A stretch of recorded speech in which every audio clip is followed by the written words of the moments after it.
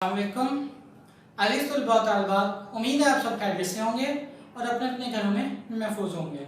हमने 10th class physics third chapter को start किया था, ज्योमेट्रिकल ऑप्टिक्स को। इसमें हमने लॉज ऑफ रिफ्लेक्शन को डिस्क्राइब किया था। फिर हमने डिस्क्राइब किया था किन सरफेसेस के ऊपर लॉज ऑफ रिफ्लेक्शन वैलिड होता है और किन सरफेसेस के ऊपर वैलिड नहीं होता। अब हम उसके नेक्स्ट टॉपिक की तरफ चलते हैं, जो कि है स्फेरिकल मिरर्स। स्फेरिकल मिरर क्या होता है? स्फेरिकल मिरर असल में ये होता है, अगर आपके पास कोई हॉलो स्फीयर हो, लाइक जैसे ये टेप है ना, तो हॉलो स्फीयर। अब देखें इसकी जो आउटर साइड है वो है, लेकिन इनर साइड क्या है? बिल्कुल एम्प्टी है। सो इट मींस ये हमारे पास क्या है? हॉलो। सो हम कहते हैं कि हमारे पास हॉलो स्फीयर के ऊपर अगर हम उसके कुछ पार्ट को क्या कर दें? पॉलिश कर दें। अगर हम उसके कुछ पार्ट को पॉलिश कर दें, या ऐसे कह लें कि कुछ हमारे पास पार्टिकल्स हैं, उनके कुछ पार्ट्स को हम क्या कर दें? पॉलिश कर दें। या ऐसे कह लें कि हमारे पास कोई हाफ कर्व सरफेस है, मींस के आधी ये ऐसे हाफ कर्व, सो उसके कुछ पार्ट को अगर हम पॉलिश कर दें और वो पॉलिश्ड जो पार्ट है वो लाइट को रिफ्लेक्ट करना शुरू कर दे, वो लाइट को क्या करे?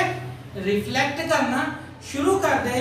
सो इसी चीज को हम क्या कहते हैं? मिरर कहते हैं। हम इसी चीज को हम क्या कहते हैं? मिरर कहते हैं। Like as spherical mirrors, a mirror whose polished reflecting surface is a part of hollow sphere। एक मिरर जिसकी जो पॉलिश्ड रिफ्लेक्टिंग सरफेस होती है वो हॉलो स्फीयर का पार्ट होती है, ग्लास और पार्टिकल्स या फिर ग्लास और पार्टिकल्स का। मींस एज कि आपके पास कोई भी पॉलिश्ड रिफ्लेक्टिंग सरफेस है जो कि हॉलो स्फीयर, ग्लास या पार्टिकल्स का क्या है? कुछ हिस्सा है जिससे लाइट रिफ्लेक्ट हो सकती है। सो उसे हम क्या कहते हैं? स्फेरिकल मिरर कहते हैं।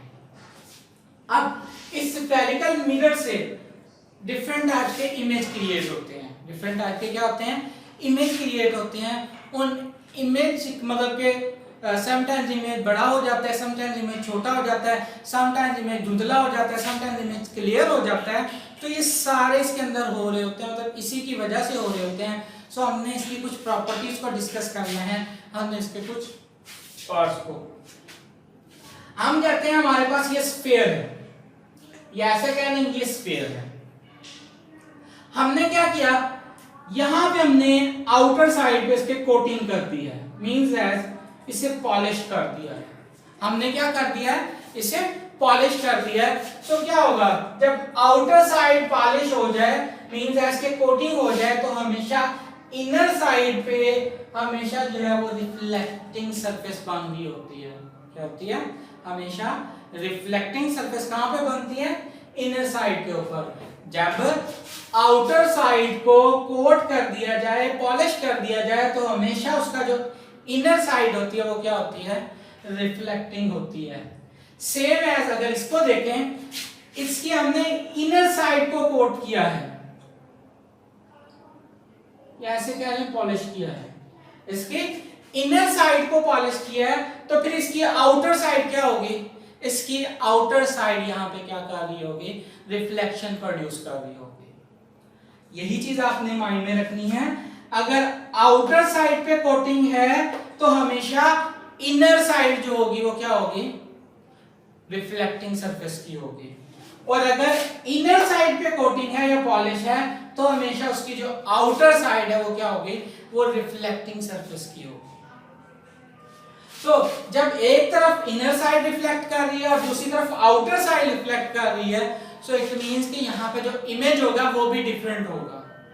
जब इमेज डिफरेंट होगा, सो डिफरेंट इमेज होने की वजह से हमारे पास क्या होगा? कि हमारे पास इन दोनों के नेम्स भी और प्रॉपर्टीज भी क्या होंगे? डिफरेंट होंगे। So first one is concave mirror, a spherical mirror whose inner curved surface is reflecting। देखें वो मिरर जिसकी इनर सरफेस रिफ्लेक्टिंग है। अब आप देखें कौन से की इनर सरफेस रिफ्लेक्टिंग है?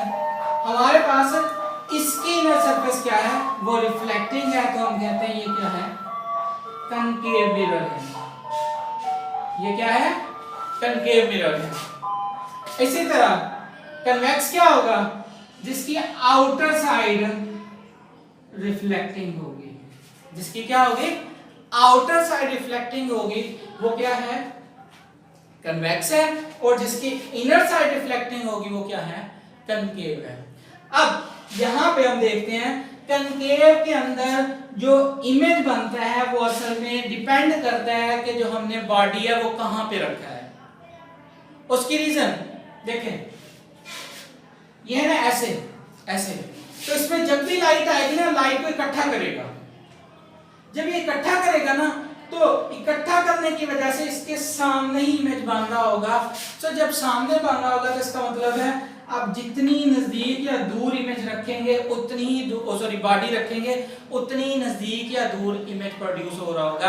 यानी कनकेव की सूरत में क्या होगा कि हमेशा बॉडी पर डिपेंड करता है कि बॉडी किस जगह पे पड़ी होगी, क्या होगी, बॉडी किस जगह पे पड़ी होगी। सो यहाँ पे रियल इमेज प्रोड्यूस होगा और वर्चुअल भी हो सकता है। सेकंड में अगर देखें, यहाँ पे देखें इसका आउटर सरफेस है, मतलब ऐसे, तो लाइट आएगी तो टकरा के बाहर की तरफ मूव कर जाएगी। सो इस वक्त में क्या होगा, हमारे पास कोई एग्जैक्ट पोजीशन नहीं आ रही होगी। तो एग्जैक्ट जब पोजीशन नहीं आ रही होगी तो हम ये कहते हैं कि हमारे पास कन्वेक्स की फॉर्म में जस्ट वर्चुअल इमेज प्रोड्यूस होगा। अब ये सारा फिनोमेना होगा कैसे, वो हम इसके लास्ट पे डिस्कस करेंगे कि ये किस तरह से हो रहा था और किस क्यों हो रहा है। एंड देन फिर हम डिफाइन करते हैं pole, mid point of curved surface, mid point of curved surface, मतलब ये आपकी कर्व्ड सरफेस है, यानी जिसके ऊपर कोटिंग की हुई है, जिसके ऊपर क्या की हुई है, कोटिंग की हुई है, ये आपका कर्व्ड सरफेस है। इस कर्व्ड सरफेस का जो सेंटर है, इस कर्व्ड सरफेस का जो सेंटर है वो इसका मिड पॉइंट है, इसे हम क्या कहते हैं, पोल, जिसे P से शो करते हैं, पोल P से। फिर है सेंटर ऑफ कर्वेचर। कर्वेचर क्या होता है, कर्वेचर एक स्फीयर मतलब पूरे बॉडी को आप कह सकते हैं। सो सेंटर ऑफ स्फीयर, यानी इस पूरे स्फीयर का जो सेंटर होगा वो क्या होगा, कर्वेचर होगा, जिसे C से शो करते हैं। यानी पूरे बॉडी का जो सेंटर होगा वो सेंटर ऑफ कर्वेचर होगा, और जस्ट रिफ्लेक्टिंग बॉडी का जो सेंटर होगा वो क्या होगा, पोल होगा, वो क्या होगा, पोल होगा।